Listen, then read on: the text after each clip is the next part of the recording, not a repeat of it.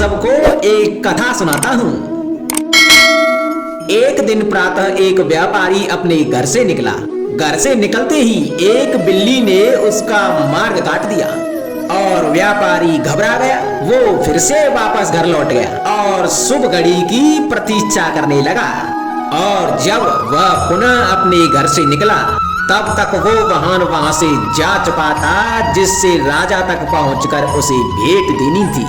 और समय के चलते राजा तक भेंट नहीं पहुंच पाई तो राजा ने उस व्यापारी का व्यापार बंद करवा दिया। और इस कारण व्यापारी क्रोधित होकर घर पर अपनी पत्नी से लड़ बैठा और पत्नी अपने बच्चों समेत अपने मायके चली गई। और अब यदि व्यापारी के जीवन में कुछ रह गया था तो केवल अंधकार। इन सब का कारण वो उस बिल्ली को मानता रहा जिसने उसका मार्ग काटा था। ऐसा ही एक दूसरा व्यापारी उस राजा को भेंट देने निकला।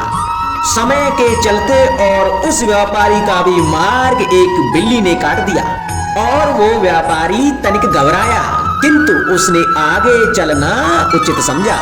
राजा तक वो समय पर पहुंचा।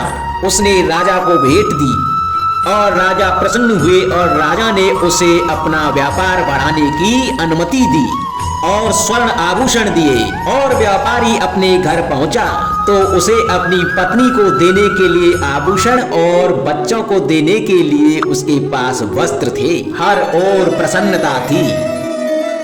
समझ रहे हैं ना आप, दोनों के साथ एक ही प्रकार की घटना हुई, परंतु दोनों की प्रतिक्रिया भिन्न थी। ऐसा ही हमारा जीवन भी है। हमारे जीवन में प्रारब्ध का अपना स्थान तो है, परंतु उससे कई अधिक महत्वपूर्ण हमारी प्रतिक्रिया और हमारी सोच का प्रभाव भी है, क्योंकि यही हमारे जीवन को आकार देते हैं। इसलिए अपनी सोच को सकारात्मक रखिए और आपका जीवन सदैव आनंदमय रहेगा।